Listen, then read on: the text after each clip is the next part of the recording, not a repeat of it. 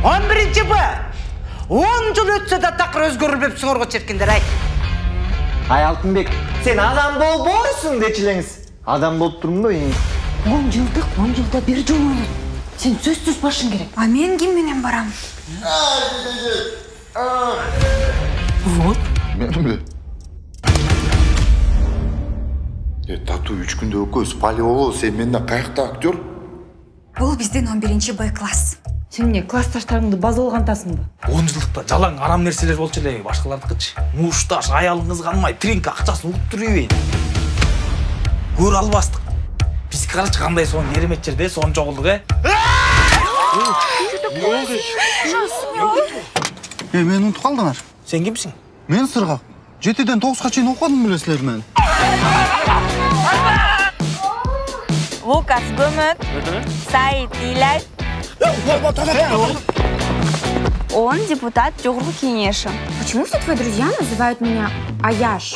Депутат бұл башқа бәрі аяш болады бай бізге. Қой балам, қой. Заседаниялар мындан да күшті болады біздер. Көңіл байлы қой. Өз мектепте өлі урчалан ғой. 10 жылдық баруш ачык барады олчу. Эс кайран досбой. Мен сенсием. Мен билем бар. Хатын болып қалдың бе? Скажи, хорошая идея была.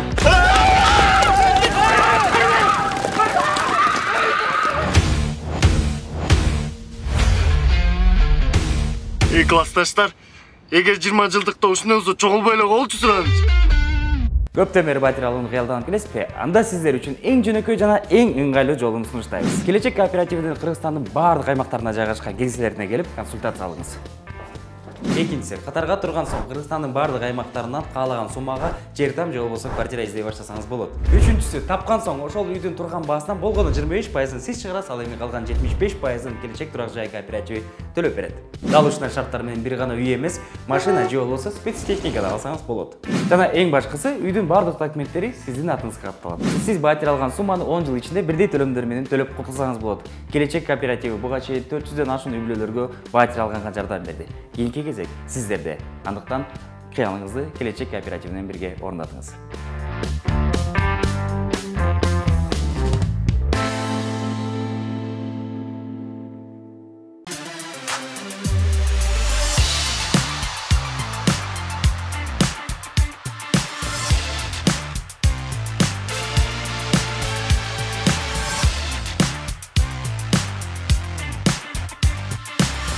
Саламатсыздарбы. Билим бул биздин заманыбыздын эң жогорку баалуулугу. Максим Горький. Бизди көрүп жатсаңыз, демекки сиз дагы билим алганды жакшы көргөн адамсыз. Сизди биздин Ким билет аттуу интеллектуалдык долбоордон көрүшкөнүбүзгө саламдашып жатканыбызга абдан кубанычтабыз. Дагы бир жолу интернет булагынан болобу же теледен болобу, кандай гана болбосун, бизге жакыныраак болуңуздар. Бизде бүгүн жылдыздуу коноктор билим менен таймашат, тамаша менен таймашат жана креативдүүлүк менен, ой жүгүртүүлүк менен Кудайым буйрса бардык алдыда биздин жылдыздуу конокторубуз, белгилүү Ырчы мырза, продюсер, редактор. Негизи жигитке 70-үн раздык кылат дейт. Биздин жакшы көргөн агаларыбыз Самат Олутбаков бүгүн конокто. Жана биздин жакшы көргөн досубуз, журналист, дагы бул жигит жөнүндө айтып отурсак көп кырдуу таланты бар. Акыркы мен билгенден эң мыкты шахматты жана нардыны жакшы ойногон жигит Эркин Рыскулбеков, алып баруучу политолог деп берсем деле болот да туурабы? Негизи политикада өтө Бүгін өзім жөнінде көп жақсы маалыматтарды угуп атам. Көзі шахматты жақсы ойнайт экенмин, Самат мырза. Мен аны укпап турмун. Мен деле уккан эмесмин, биринчи куш. Кош келипсиздер, саламатсыздарбы, ассаламу алейкум. Кандайсыңар, жакшысыңарбы? Кудайга шүгүр. Эки Кыргызстанда эки мыкты жигиттин ортосунда отурганым өтө кубанычтамын. Рахмат, мен дагы эки жигиттин капталында отурганына кубанычтамын. Негизи бүгүнкү долбоор жөнүндө силер билесиздер, мында бир аз үстүнөн айтып бергенбиз, анан бир сыйра баягы Кыргызстандагы эң акылдуулар менен таймаштыралы деп ошол себептен сиздерди бүгүн жұп кылып чыгардык. Негизи 1-чи класс менен 10-чу класста отургузуп койсок туура болмок эмес, ошол себептен. Ошон үчүн 2-1-чи класста, 2-1-чи класста алып келип отургузуп койдук. Ушуну баракелде. Эмне кандай гана болбосун, мен билишиме караганда мектепте өкөң өртөң эле активдүү болчусуңар, өкөң өртөң эле жакшы окугансыңар. Бирок Самат мырзадан баштайлык. Сиз кайсы мектепте окудуңуз эле? Мектепте окуганда кайсы жакшы көргөн сабагыңыз? Мен Кыргыз-Түрк лицейін бүтіргім, 2001 жыл бүтіргім. Тоқмоқ шарында оқыдым. Жақсы көрген сабақтардың біреусі тілдер болшы. Англис тілін жақсы көршімін. Информатика салған жақсы көршімін. Андан башқа неме заманның талаптарына жооп берерлик сабактар жакшы көрчүкөн. Эркин мисал үчүн неме музыка.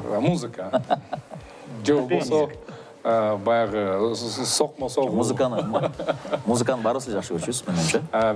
Эркин, сиз кайсы мектепти бүтүрдүңүз эле жана мектепте канча деген бага окучу элеңиз? Мен Ташдөбө айылында жайгашкан Чүй облустук мектеп гимназиясын бүтүргөм 2005 жылы. Быйыл мектепти бүтүргөнүмө 16,5 жыл болду. Мектепте эң жакшы көргөн сабагым орус тили жана адабияты болчу. Мектепте ар кандай балдарга окучубуз, эми аттестациясын бергенде иши кылып. Жалпысынан, бүгүн сиз орус тили адабиятын мектепте калып калган бирөөнү билбейм мен, чын айтсам. Мугалимдер жөнүнө коркуп берет, ушу калып каласың деп. Орус тили адабиятын жакшы көрчүбүз деп атпайсыңар. Бүгүн как раз кыргыз тили адабияты жөнүндө суроолор болот. Сизге атайын даярдаганбыз. Как раз кыргыз тили адабияты жөнүндө. Эми биздики заманбап проект болгон үчүн кээде ушундай расмий тилден да сөздөр кошулуп кете берет. Ага көп маани бербейли коелук. Биринчи сабактын эрежеси. Биринчи сабакта окуучуларга 15 суроо берилет. Жооп берүүнүн алдында атайын кнопканы басып жооп бериш керек. Туура эмес жооп айтылган болсо, жооп берүү мүмкүнчүлүгү кийинки окуучуга берилет. Биринчи туура жоопту айткан окуучу 2 упайга ээ болот. Катышуучуларга ийгилик каалап, сабакты баштайбыз. Биринчи суроо мындай экен. АКШнын желегинде канча тилке бар? Тилке деген эле? Тилке деген линия деген сөз. Палас. АКШнын 13 тилке бар. Баракелде. Эркин мырзада 2 упай, бул жерден кол чаап койсок болот. Браво. Азаматсыз эмнеге дегенде? Эмнеге дегенде Америка Кошмо Штаттары жаңы түзүлгөндө 13 штат болгон. Башталган.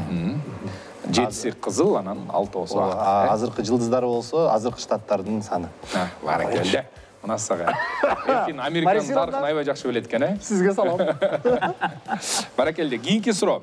Австралиянын улуттук жаныбары? Эркин мырза? Кенгуру. Кенгуру. Да, баракелде. Эркинде дагы 2 упай. 1923 жылга чейин Туркиянын Стамбул шаары кандай аталат? Мен биринчи болдум. Үстүнө чаппадыңыз. Ошон үчүн эртерээк басканга аракет кылыңыз. Ошон үчүн мен оң колдуп тарабыма отуруп алгам.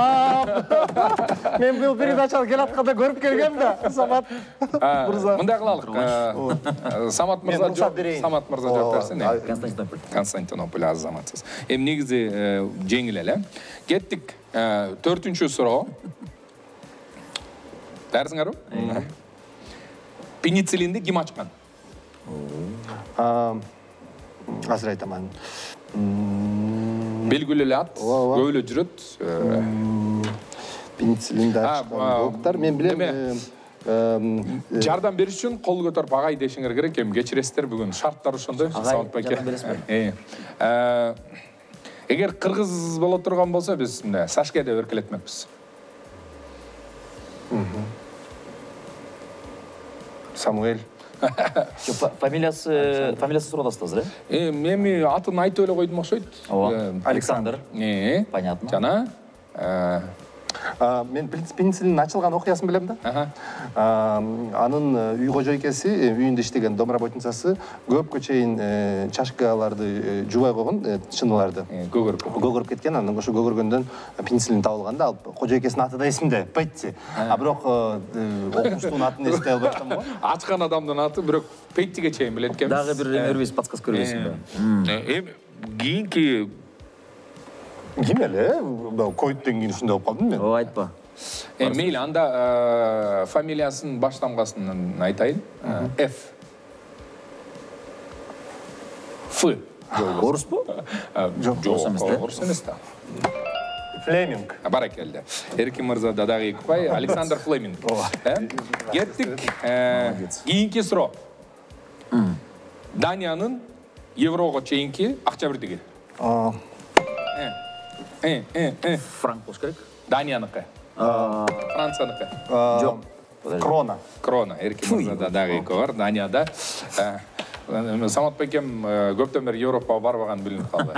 Самат бекем жалаң доллар кармаган билинип калды. Баракелде. Кийинки суроо. Тез жооп бергенге аракет кылалы. Россияда канча убакыт алкагы бар?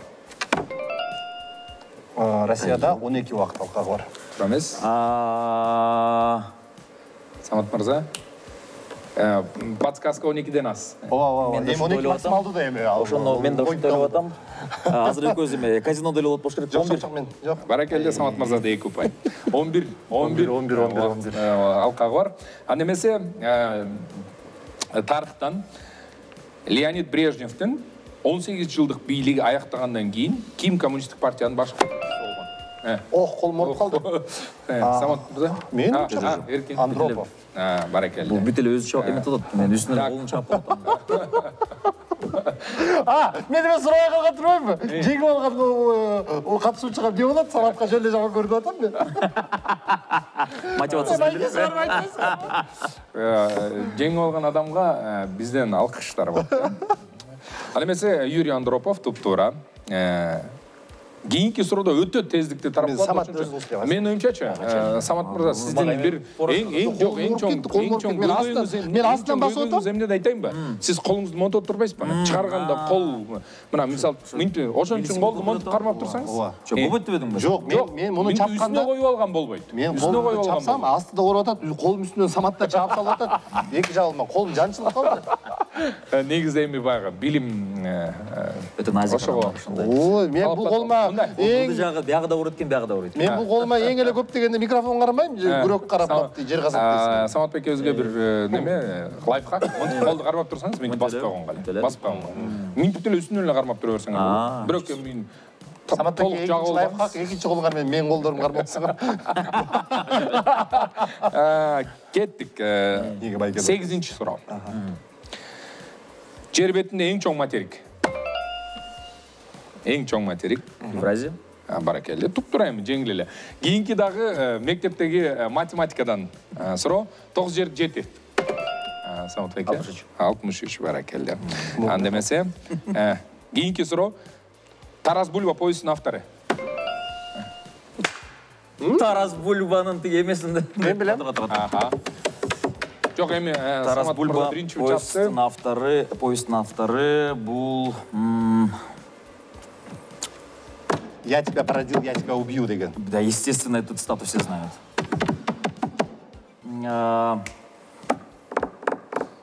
Тьфу, елки-палки, а. Подсказка болбойт да? Болот, мен жооп берсем болот. Жок, уруксат Эркин мырза уруксат берсе бир жардам этелик. Берели Самат кулсат. Оор деле эмес негизи. Өтө эле жеңил. Өтө жеңил. Эме албай атам да, чтобы не ошибиться. Өтө жеңил. Жок, балким туура эмес жооп берсеңиз мындай кылалык. Эгер кино жанрында тартыла турган болсо, ужастик болмок. Кандай? Эми бул автордун көбүнчө чыгармалары мындай. Гоголь. Албетте, Николай Гоголь. Азаматсыз Самат мырзага калчаларына логика менен жеткирдик. Анда эмесе мындай жашынын анан биздин чөйрөдөгү аброй менен алып коюп атат мен. Мындай улууларга сөз дей албай калып атам. Азыр мен сага азыр эме берем. Сен мага кийинки суроодагы тездикти тарап калат. Кеттик. Абдулас Малдыбаев ким болгон? Абдулас Малдыбаев композитор болгон. Ай, баракелде. Эркин мырзада 2 суроо. 2 упай. Давай. Кыргызстанда 10 май эмне майрам? Куралдуу күчтөрдүн күнү. Кыргызстан негизи эгемендүүлүгүнүн символдору бар го. Герб. Ошолорго өтө маанилүү. Конституция. Ошолордун бир күнү болушу мүмкүн. Гимн. Жок. Гимн, желек күнү. Анда герб күнү. Жок. Билбейм аны. Эми мындай. Кыргыз болуп өзүнчө бөлүнгөндө өзүнө дагы ошондой нерселер мындай. Сөзсүз түрү суверенитет. Не, суверенитет 31 августта мı? Сындыратay bu. Erkin может быть 10 май. Кандай деп подсказка берсек? Бул расмиттөрдө кызыл күн эмес бирок. Мамлекет күн эмес, жок. Конституция 5-чи.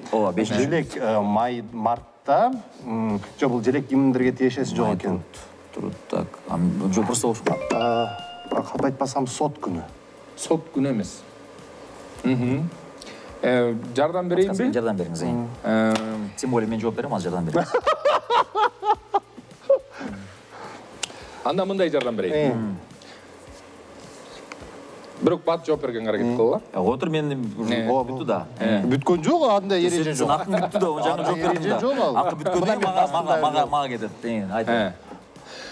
Тоголок молдо 20, Касымтын Санфон. Валюта күнү. Эрки мырзада. Негизи эми биринчи подсказка мындай кылбайлы Самат мырза. 2 упайды бири-бирден бөлүшүп албайлыкпы? Ынтымакташ. Жок, кое тургула. Биринчиден эң башында так айтылган. Бирөө турап чөп берсе башка бирөө өтөт деп турам. Ушу валюта күнүнүн жоон сизге валютага сатам. 2 сомго? Жок. 20 сомго. Бир Саякбай Каралаевден бир экөөнү берсеңиз жетиштүү болот мага. Көрдүңөрбү? Сүмөнкул Чокморов жөнүндө кеп болгон жок го дебесизби? Муну билимдин монетизациясы. Франклин эмес, как хорошо. Франклин. Анда бесе, биринчи сабактын 13-чү суроосу. 13 чёртова дюжина. Жакшылап, эми муну баягы тарыхты билгендер тез эле таап болуш керек. Америка Кошмо Штаттарынын эркиндик статуясы кайсы мамлекеттен катар келген? Мен билем. Франция. Да, Франция. Анда бесе Эрки мырзада дагы 2 упай. Кийинки суроо. Сен балдарың жок, Мен азыр эфирден чыккандан кийин Самат мырза кыйнап мени кофе алдырып ичет. Телебай Тентек аттуу жомоктун автору. Телебай Тентектин автору Эркин мындай на всякий случай басып койгон жакшы. Жок. Окуйбуз го. Адабияттан Телебай Тентектин автору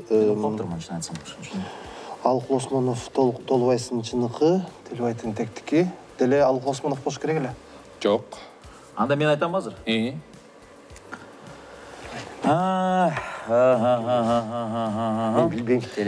Менден подсказка болсун. Давай. Анда эмесе, негизи бул адам Кыргызстанга өзүнүн псевдоним менен же болбосо кайман аты менен белгилүү, бирок өзүнүн аты Абдрахман болчу.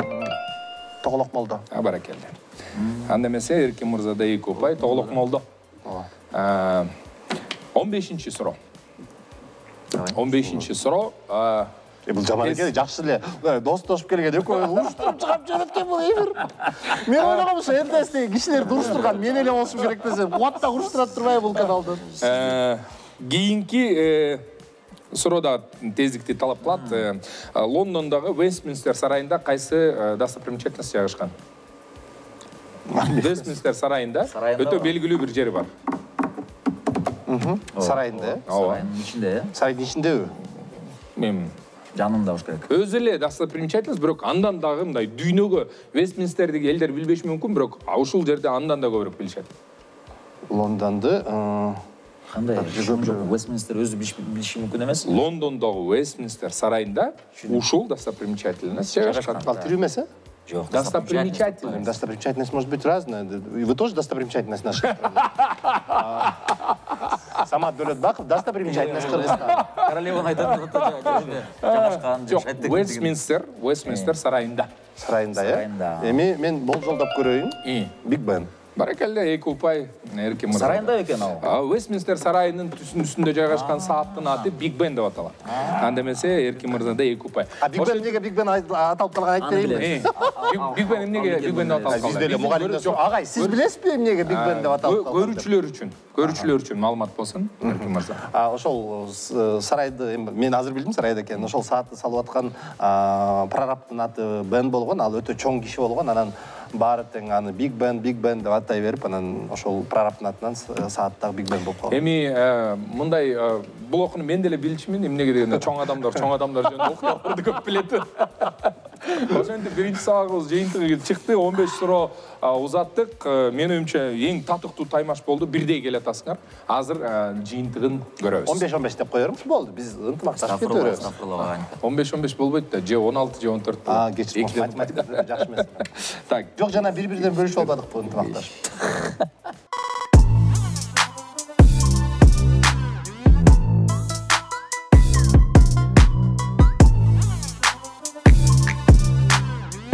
Сиз ай сайын квартирага 20 000 сом төлөйсүзбү? Ооба, төлөйм. Ошондо сиз 1 жылда 240 000 сом төлөп каласызбы? Ошончо болуп калат экен, ооба. Демек, 10 жылда сиз квартирага 2 миллион 400 миң сом төлөйсүз, туурабы? Апи, ошончо төлөп салат бекем. Мен санап турмун да буну.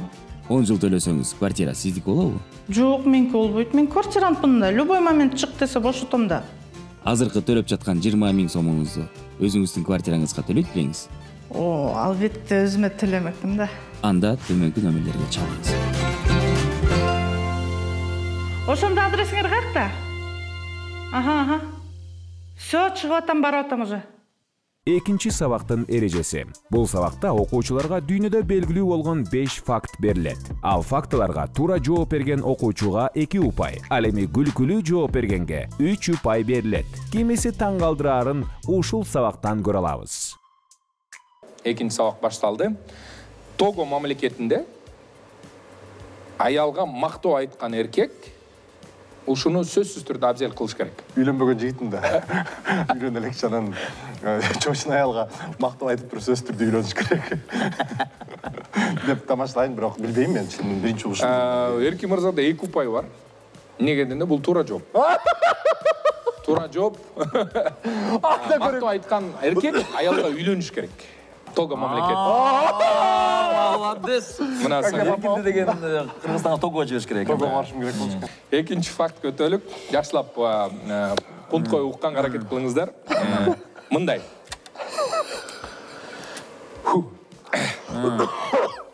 Америка Кошмо Штаттарында өндүрүлгөн туздун болжол менен 3төн 1 ушул нерсеге сарпталат. Эми бизде болуп баягы булар кар жааганда туз сеппейт болуш керек. Жолдоруна. Эмнеге? Себеши мүмкүн дейсизби? Суга түшүү. Эми андай ошол Нью-Йоркто өзгөчө мындай ызгаар кар бар да. Мисалы там ноябрь, декабрларда аябай жакшы бир кар болот, ошондо эритиш үчүн, ошондой бир трафик джем болбош үчүн туз себет керек. 2 упай Самат мырзада. Баракалла. Туура жооп. 3төн 1 өндүрүлгөн туздун 3төн 1 кышындагы тузду, эмне музду кетириш үчүн колдонулат. Кызык ушу америкалыктарга таң калып берем. Тузду эмне кылат? Бизде болуп эле топурак себеп койбойбу жолго? Айтпа. Туз музду тез эритет да ошон үчүн. Эрки мырза.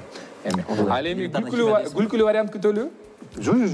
Күлкүлүү варианттын жоопту билип алгандан кийин күлдүрө албайт экенсиң. Ошон үчүн биринчи негизи жоопту билгенге чейин деле күлдүрө албайсың, чын айтсам. Лайфхак туура жооп болду элек деп мурда биринчи күлкүлүү варианттарды айтсаң. Саатта карап сабак качан бүтөт деп мен ушундай сабак болот. Кийинки факт.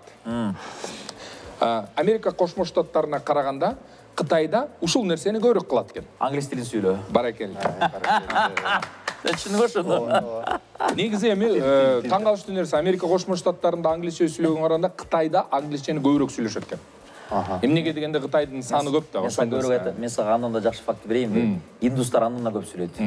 Жок, эми биз Кытай менен суроолуп атпайбыз. Баракелла, эми индустар биз суроону бир аз орлотуш үчүн Кытайлар менен суроо. Негизи индустар англисче расмий тили болгон үчүн Кытайда мисалы үчүн англис тили расмий тил эмес да.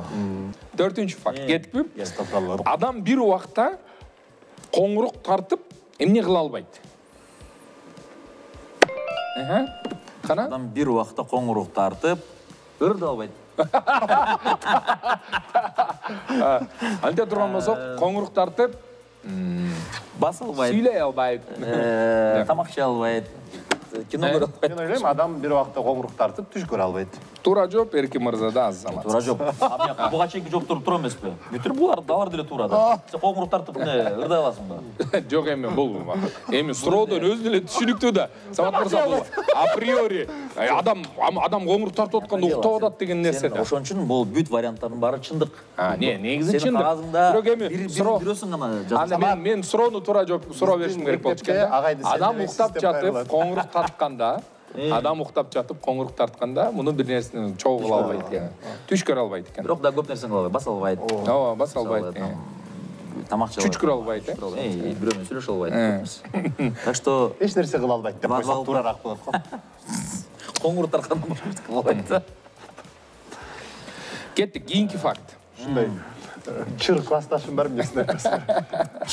5-чи. Бирок кое тур. Классташым, парталашым. 5-чи. Кечиресиздер. Бирок буга чейинки суроодо мен оюмча менин жообум мындай күлкүлүү болду. Ошондо сиз да күлдүңүз.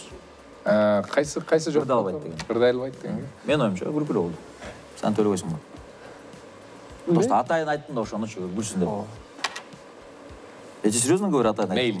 Мейлі. Жазып қоңыз. Бешінші факт. Үч ұпайды бердік. Бешінші факт. Же по факту так и есть. Урматтуу мынакей көрүүчүлөр.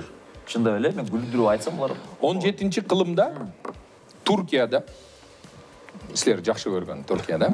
Экөөңөр тең абдан жакшы көрөсүңөр, мен билем. Ушул нерсеге тыюу салынган экен. Ошол мыйзамды бузган адамдар дароо өлүм жазасына тартылчу экен. 17-нчи кылымда коомдук тартып отурду.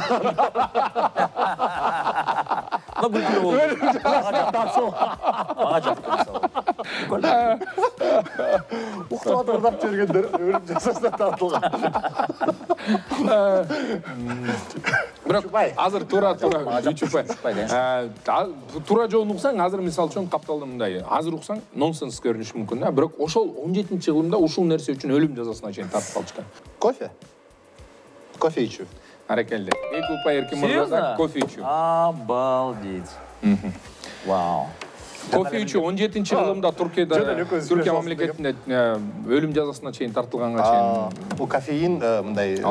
Азыр болсо ойлонуп көрсөк, Турцияда өзүнүн фирменный турецкий кофеси бар.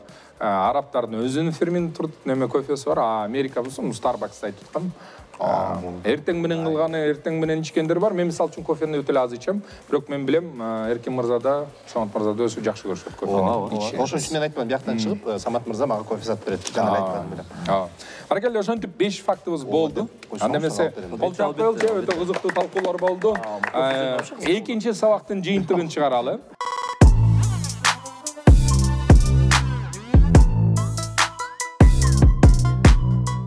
Үчүнчү сабак. Бул сабак тездикти талап кылат. Кайсы окуучу 1 мүнөттүн ичинде канчалык көп сөз окуса, ал окуучуга 5 упай ыйгарылат. Ошол эле учурда аз сөз окуган окуучу упайга ээ болбойт. Кайсы катышуучу ылдам экенин ушул сабактан байкайбыз. Ийгилик. 1 мүнөт таймерибиз бар. Эркин мырза даяр болсоңуз, аны эмесе эң негизгиси сыртыңыздан окуйсуз, Жана эле айтпа, анда Самат башкасы деген. 1, 2, 3 баштадык. Чыныгы чыгарма жаратуу жазуучу үчүн арып талап аскалуу ашууну ашуу, ошондо да тек кара жал асыйга минип теңселип бастыра бербейт. Антип шаймашай бастыра берүү үзөңгү болсо 6 кабат жолоочунун сапары. Жазуучу ал антип тизгин каккан жолоочу эмес, ал өмүрү бою түйшүк тарткан, азап чеккен эмгекчил адам. Кай кезде биз жазуучунун эмгегин дыйкандын эмгегине салыштырып калабыз. Чындыгында эле ушул салыштырууда өзүнчө үндөштүк бар. Дыйкан келерки жылдын түшүмүн камсыз кылуу үчүн ал мурдатан камынат, жер менен сырдашат. Жер ага менин сырымды таппасаң сага түшүм бермеймин деп менсинет. Туңгуюк келберсейт. Ошондо дыйкан ошол туңгуюк жердин сырын табуу үчүн ал күн тынымын, түн уйкусун бөлөт. Башка кесипте иштеген киши белгилүү сааттарды иштеп койгон соң болду. Алар жооптулуктан кутулду. А дыйкандык кесип андай эмес, ал тынымсыз эмгектенет. Ошон үчүн анын үзүрү эң асыл. Дыйкандын тилеги адамга азык түлүк берүү. Жазуучу дыйканга дал ушул жагынан бирдей. Дыйкан адамга өмүр азыгын камдаса, жазуучу анын жан азыгын камдайт. Рухи дүйнөсүн жакшы жана жагымдуу азык менен. Самат мырза 1 мүнөт убакыт. Бирок мен биринчи жолунда таң калышымда, мен буга чейин же көркөм окуган адамдар, же тез окуган адамдар, Эркин тез дагы көркөм да окуйт экен. Браво.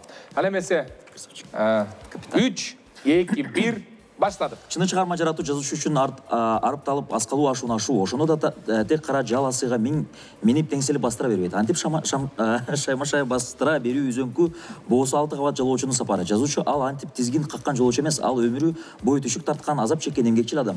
Кай кезде биз жазуучунун эмгегин дыйкандын эмгегине салыштырып калабыз. Чындап эле ушул салыштырууда өзүнчө үндөштүк бар. Дыйкан келерки жылдын түшүмүн камсыз кылуу үчүн ал мурдатан камынат. Жер менен сырдашат. Жер ага мен сырымды таппасаң сага түшүм бербеймин деп меңсинет. Туңгуюк келберсейт. Ошондо дыйкан ошол туңгуюк жердин сырын табуу үчүн ал күн тынымын, түн уйкусун бөлөт. Башка кесипте иштеген киши белгилүү сааттарды иштеп койгон соң болду, алар жооптулуктан кутулду. А дыйкандык кесип андай эмес, ал тынымсыз эмгектенет. Ошон үчүн анын үзүрү эң асыл. Дыйкан тилеги адамга азык түлүк берүү, а жазуучу дыйканга дал ушул жагынан бирдей. Дыйкан адамга өмүр азыгын камдаса, жазуучу анын жан азыгын камдайт. Рухий дүйнөсүн жакшы жана жагымдуу азык менен камсыз этүү үчүн эмгектенет. Рухий дүйнөнү азыктануу самаган жерден колдон келе коюучу жекене иш эмес. Тамак.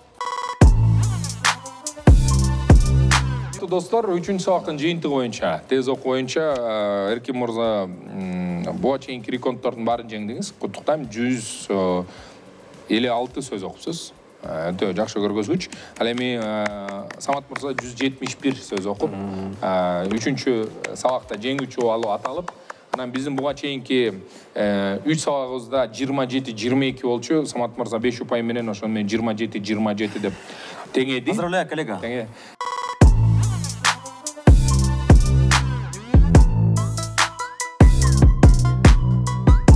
Төртүнчү сабак. Окуучуларга атайын тандалган тема боюнча экран аркылуу сүрөттөр көргөзүлөт. Ар бир туура жоопко 2ден упай ыйгарылат.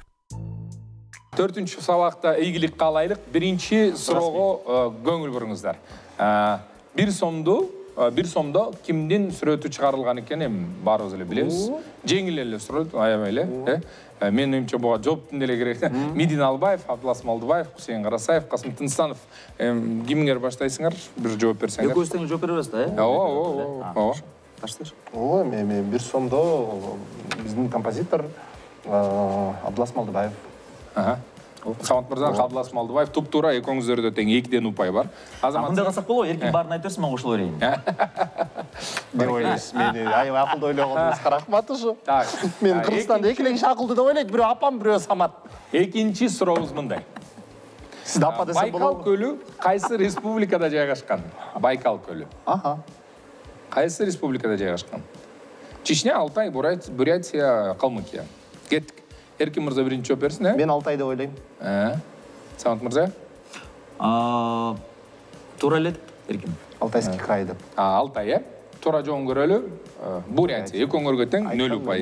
Ошон үчүн мен деген сиз 100% доверие болуп атса ушинтесиңби? Ошонто мен атайын кылдым мен. Жана Токойго, эмего улуу байкеси же эжеси дискотекага барып атканда артынан ээрчийт го балдарчы. Анан ошондо билбей калсын деп. Мындай айланып туруп жашынып кетесиң го. Тамашалап атам, билбейт болчумун мен чын эле. Байкал өлкөсү Бурятияда жайгашкан. Билбейм, ойлонуп көр деп айтып ийсиң мына. Ана эмесе. Уверен айтпайм. 3-чү суроо. СССР курамында канча өлкө кирген? Баарыбыз билебиз муну. Айт. 15. 15. Туура жоопко кезек берели. 15. Албетте эле экөөңүздөрдө 2ден упай. Кеттик. Кийинки суроо.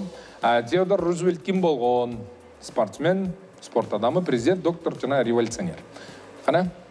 Рузвельт. Б. Президент. Экөөңөр тең президент, туура жооп. Албетте эле. Эми негизи 4-чү сабакта мындай өтө жеңил кылып койдук да. Элеонор Рузвельттин күйөөсү деп. Ушундай да азыр Саматты деле Самат Дөөлөтбаковду эч ким айтпайт да. Айда Дөөлөтбакованын күйөөсү деп коет. Азыр ушундай заман. Эркин мырза ошон үчүн үйлөнбөй жүргөн турбайбы? Рахмат Айжандын күйөөсү сизге дагы. Келиңиз. Тиги Гүлжайнанын күйөөсү деп. Айтпасын. Эркин кандай жүрөт деп айтпасын. Мен эмнегедир билбейм, Гүлжайна деген ат келди да. Оймачы. Атакан оймен иш жок, Жок, Кудай сактасын жок. Кеттик, кийинки суроо. Кайсы газ эң жеңил болуп эсептелинет? Ацетилен, суутек, бутан жана аммиак. Мен гелий деп ойлочумун. Неге тетиги сүрөт не жөн элеби? Жөн эле, жок, жөн эле химия элементтери силерге көрсөтүлгөн. Ар кандай. Же ушулардын арасында. Эң жеңил. Жок, гелийден да жеңилдер бар да анын. Кана ацетилен, суутек, бутан, аммиак. Кайсынысы жеңил болуп эсептелет? Мен бутан деп ойлойм. Бутан. Самат мырза? Аты жагып атат. Мектеп программасынан. Азыр бермеді. Самат 2001-жыл мектепте. Быйыл 20 жылдыкка бардың ба басы? Ооба, бардым. 20 жылдыкка бардым. 20 жылдан бери да канча Менделеевдин системасына газ кошулуп кеткенин кем калганын ким билсин? Эми болсун, ацетилен болсун. Ацетилен. Туура жоопко кезек берели. Албетте эле суутек. Суутек.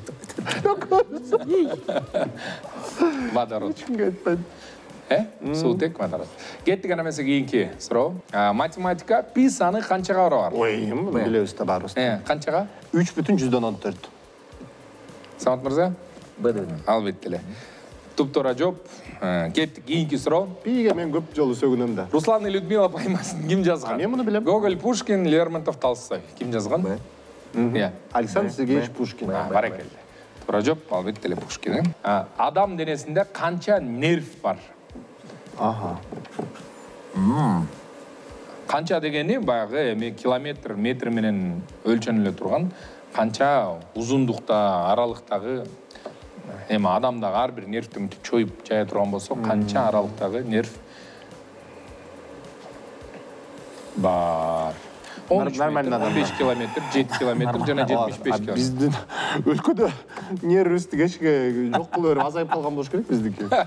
Улам эле саясий окуяларда. Биздин өлкөдө нервибиз чукараак болуп калды да. Эми калыңдан сурасам болмок экен, канча неметр. Сиз эмне деп ойлойсуз, Самат мырза? Мен оюмча 15 болушу мүмкүн деп ойлоп атам. Мен 75 деп ойлойм. 15 километр, сиздики 75 километр. Туура жообуна кезек берели, туура жол 75 километр. Анда эмесе Самат мырзада 2 упай, э? Жок, эркинде. Эркинде. Кечиресиздер. Мен нервимди текшерип көрөйүн дедиңерби да. Ошентип 4-үнчү сабагыбыз жыйынтыкталды. 4-үнчү сабактын эсеби боюнча Эркин мырзада 12 упай, Самат мырзада 10 упай. Чын жүрөктөн куттуктайлык, кол чаап коелу, азаматсыздар. Чоң рахмат. Жалпы жыйынтык боюнча Эркин мырзада 39, ал эми Самат мырзада 37 болгону акыркы нерв чечип койду баардыгын.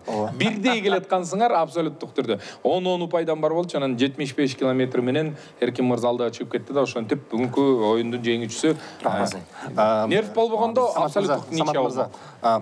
Борбордук шайлоо комиссиясында бир орун бошогондо ошол жерге кубаттуу жөнөтөлүк жакшы эсептейт экен. Мен андай жоопкерчиликке туура эсептейт экен, негизгиси татыктуулар утат экен деп аялда өзүм. Эми бар дагы жолу уруксат этсеңиздер, келип бергениңиздер, ыраазычылык сөздөрүңүздү айтып, анан биздин көрүүчүлөргө бир 2 сөз. Өзгөчө жаш өспүрүмдөргө билим алуу эмне үчүн маанилүү экенин айта кетсеңиздер. Силерди көргөн биздин иничек карындаштарыбыз, мен да ушул инсандар катары билимдүү болсун деп. Эми буга чейин эле умтулуп келишкен, бирок мындан дагы көбүрөөк билимдүү болуш үчүн бир мотивация бериңиздерчи. Сөз сизде. Сиз баштаңыз эми. Жок, катары.